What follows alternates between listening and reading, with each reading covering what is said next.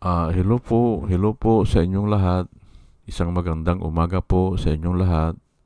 Ngayon po ay 4 ng Disyembre 2025 anyo at ang oras po ngayon dito sa Los Angeles, California ay alas 6:28 ng umaga. Araw po ngayon ng Huwebes at nais ko po mag-vlog mga kababayan, mga minamahal, patungkol po dito sa gusto ng tao na kasuhan na si Martin Romualdez. Yan po ang tatalakayin ko ngayon. Ang title ko po ngayon ay Bakit hindi pa pwede kasuhan si Martin Romualdez? Yan po at Biblia po ang gagamitin ko. Biblia ang gagamitin ko. Bakit hindi pwede pa nakasuhan? Kasi nga, ewan ko, maraming nagklamor na kasuhan na. Pero ako po, sa aking palagay, at yan nga, ginagamit ko ang Biblia, hindi pwede. Opo. Kahit na marami na ang nagklamor na kasuhan na o sinasuggest na nakasuhan na daw. Pero wala Wala din mangyayari dyan. Opo. At ito nga Deuteronomy 19:15,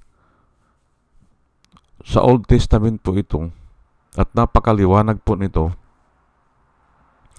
Deuteronomy chapter 19 verse 15, one witness is not enough to convict anyone accused of any crime or offense.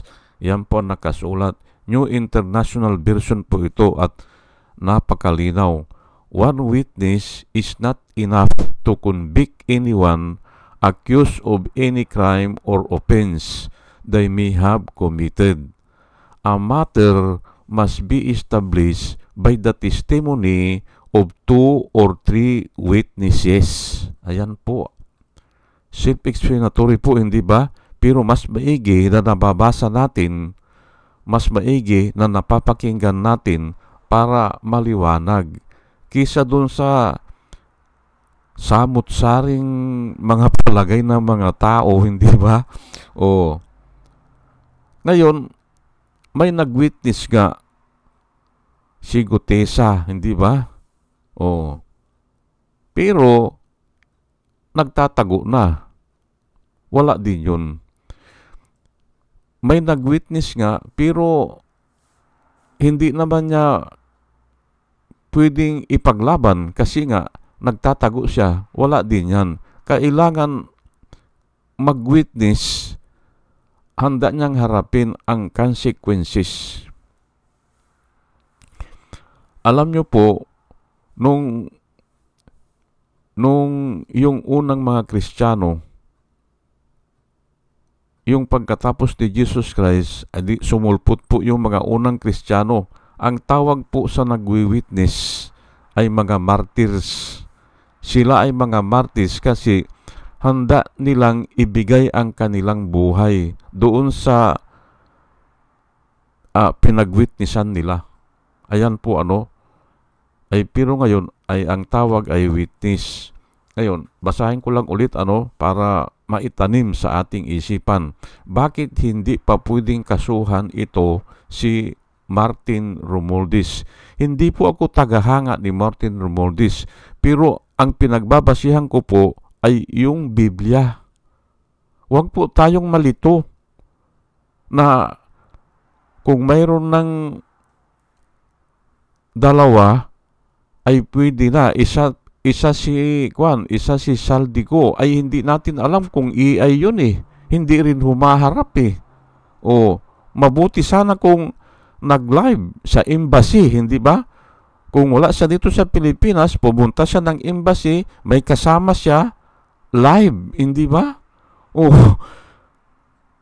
O kaya, kahit na hindi sa embassy, basta may patunay na live. Hindi ba? Halimbawa, yung dyaryo na hinahawakan niya, tapos mayroon siyang isang kasama. O, ganun po yan. Ay wala eh.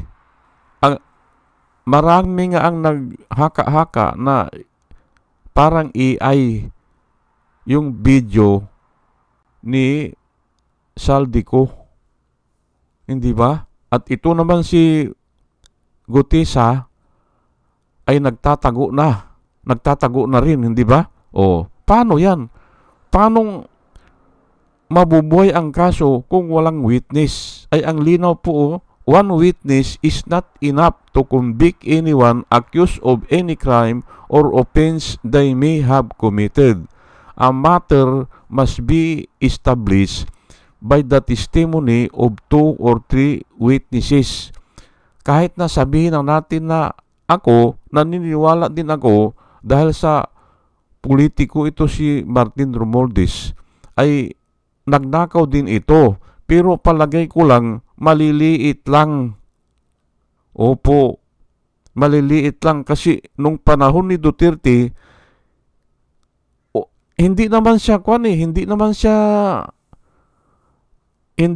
galamay ni Duterte yan eh. Si Saldico ang galamay na ni Duterte. O. At nung naupo si Marcos, ginawa siyang speaker, pero sa palagay ko lang po hindi niya naigusar yung pagka-speaker niya kasi nga ay ang pumayagpag noon yung unang taon at saka pangalawang taon mga galamay pa rin ni Duterte. Ayan, sila Chis Escudero, hindi ba?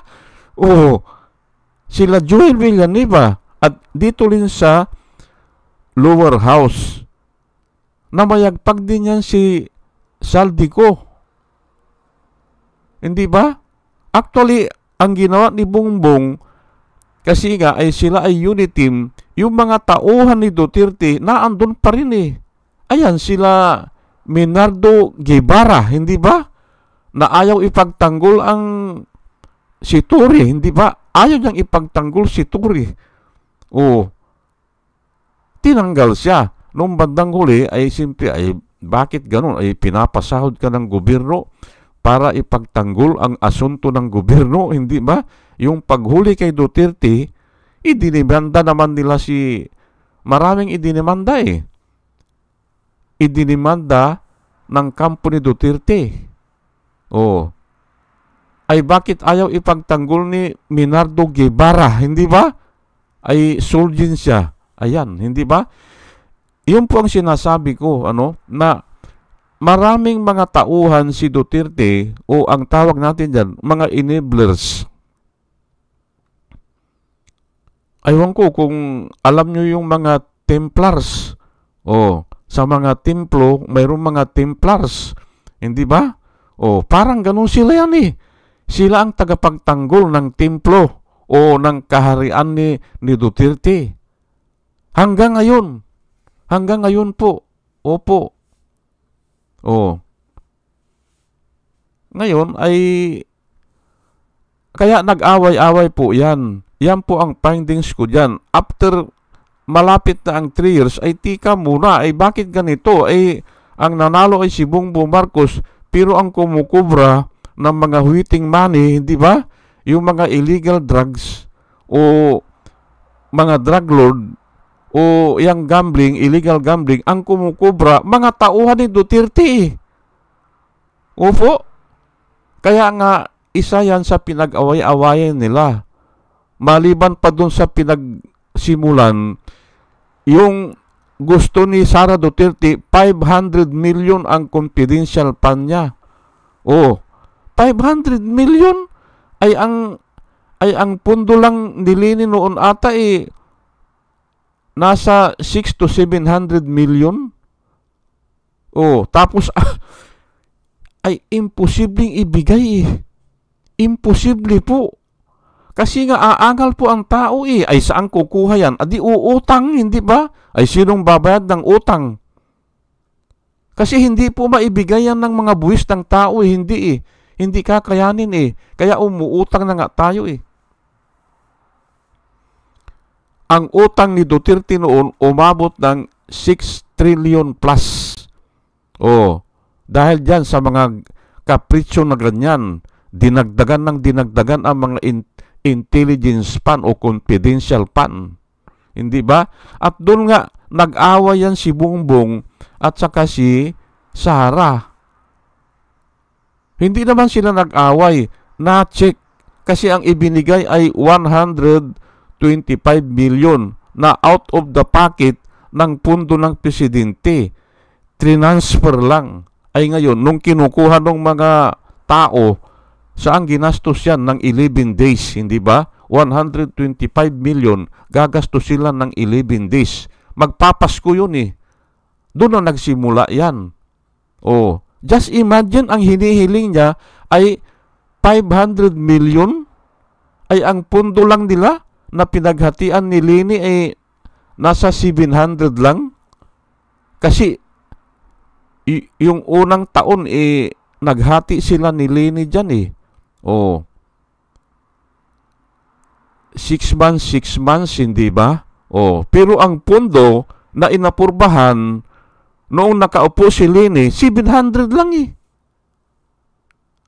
Ang pundo ng Office of the Vice President, ay siya ngayon parang nakukulangan siya. Kaya humiling siya kay Bongbong ng 500 million ng confidential fund. Binigyan naman siya, pero na-check ng mga tao eh. Na-check. At doon nga nag-umpisa yan. Okay. 2 Corinthians verse 13,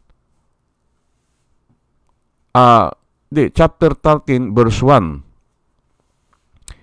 This will be the third time, si Paul po ang nagsasalita dito, o si Paul ang sumulat nito. This will be the third time I am coming to you. By the mouth of 2 or 3 witnesses, every word shall be established. Ayan po, By the mouth of 2 or 3 witnesses. Ang ibig sabihin, available yung tao. Kahit na sino magtanong, kahit anong oras tanongin, yun ang sasabihin niya. Yun po ang witness ang mag-witness. Hindi yung magsasalita, mawawala na. Hindi witness yang ganyan. By the mouth of 2 or 3 witnesses, every word ang sinabi po ni Paul. Kasi nga, matagal ng issue yan eh. Ay, huwag po tayong magpadala sa mga propaganda, hindi ba? Ang akala nila siguro na mga Duterte vlogger na kung may nag-testify na, paniniwala na ng tao, ayaw ngang humarap eh. Adi takot yan. Nag-testify nga, ay pagkatapos naman hindi na makita. Nagtatago na. Ay anong testimony yan, hindi ba? By the mouth of 2 or 3 witnesses, every word nga shall be established. Tatanungin siya, i-cross-examine siya. Hindi ba?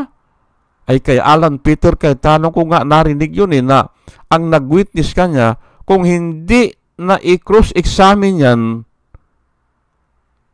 in front of the people, o sa public, o dun sa judge, kung hindi na i-cross-examine yan, wala yan. Hindi ba? Yun po ang narinig ko, hindi ba? At totoo naman yan, dahil nga inaayunan ng mga abogado, hindi ba? Kung hindi na cross-examine, wala din. Ay nagtatago, hindi ba? 1 Timothy chapter 5, verse 19. Do not entertain. Do not entertain. Ano yung hindi natin i-entertain? An accusation. Hindi ba? Ang linaw po yan, hindi ba? Do not entertain an accusation against an elder. Ito, kahit na elder yan ng church, pwede rin yan na taong gobyerno o kahit na sinong tao. Do not entertain an accusation against an elder unless it is brought by 2 or 3 witnesses. Ayan po sa Old Testament o sa New Testament, yan po ang palatuntunan, hindi ba? Palatuntunan po yan Bakit hindi natin sundin? Hindi ba? At ang gusto ng mga tao ay kasuhan na. Ay hindi po Walang tumatayong witness. Ulitin ko lang dahil politiko yan, ay may mga korupsyon yan. May mga korupsyon yan. Alam ko yan. Ay kasi kultura na po yan saan sila kukuha ng ibibigay nila na humihingi ng ataol, hindi ba? Pag namatayan doon sa baryo, hindi ba? Politiko ang hinahanap hindi ba? Pati yung pagbigay ng bulaklak pagbigay ng kape at saka asukal para panglamay, hindi ba?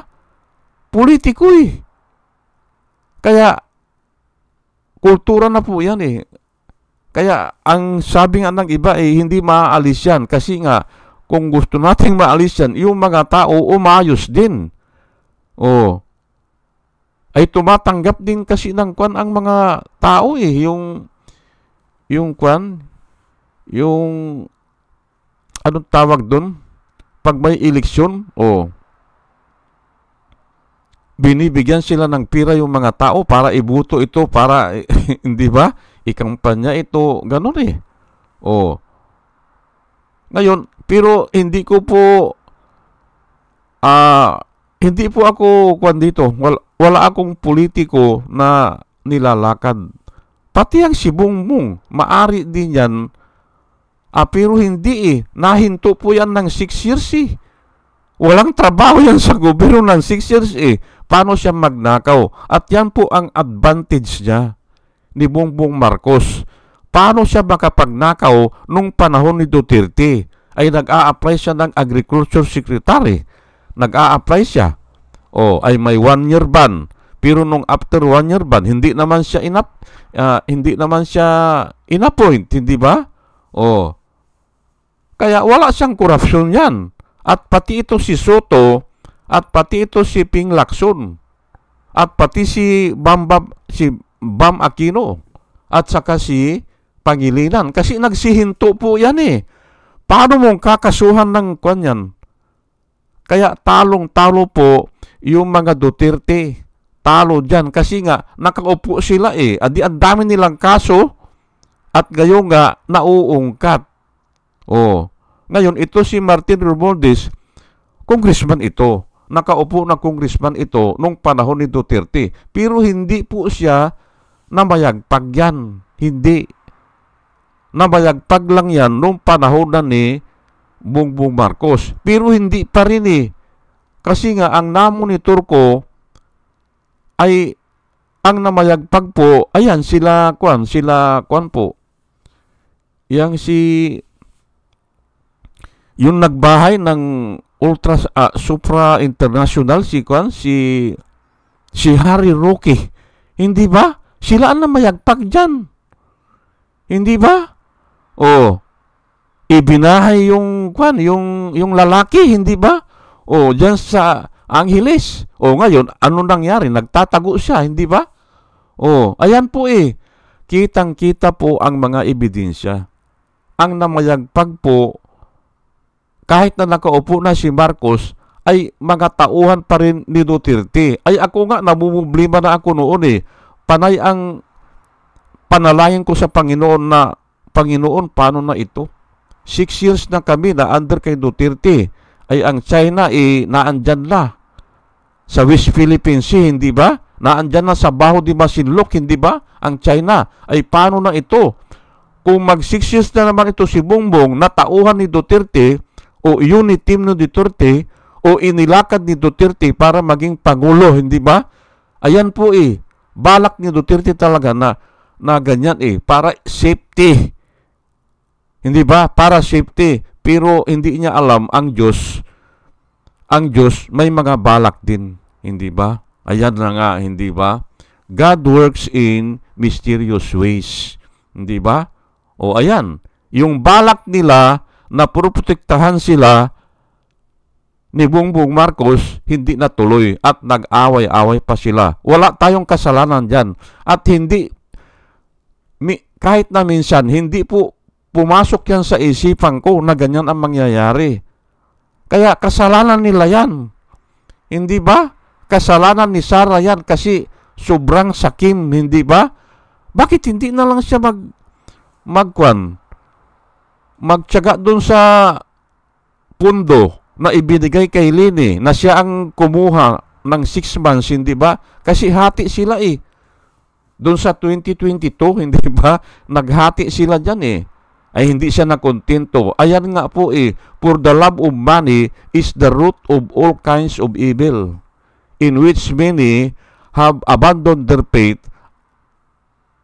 and pierced themselves with many sorrows. Ayan po. Hindi ba? They wonder kung saan-saan na sila pumupunta, hindi ba? Wala na yung faith Wala na kasi nga pira na lang. Hindi ba? At yan ang problema talaga ng bansa natin. Pero nga, inuulit ko wala akong makita na nagtitistify o wala akong nakikita na nagtitistify laban kay Martin Lourdes. Hindi ba? Kaya ay mahirap po nakasuhan yan o mahirap ibilanggo yan. Ayan po O sige po at hanggang dito na lang po at sana sa ating pakikinig po ay may natutunan tayo at dinadalayan ko po sa Panginoon. Mga kababayan, mga minamahal, ay bigyan tayo ng wisdom ng nanggagaling sa Kanya sa ating pakikinig. At muli mga kababayan, mga minamahal, ay isang magandang umaga po sa inyong lahat at salamat po sa inyong pakikinig. Salamat po ng marami. Salamat po.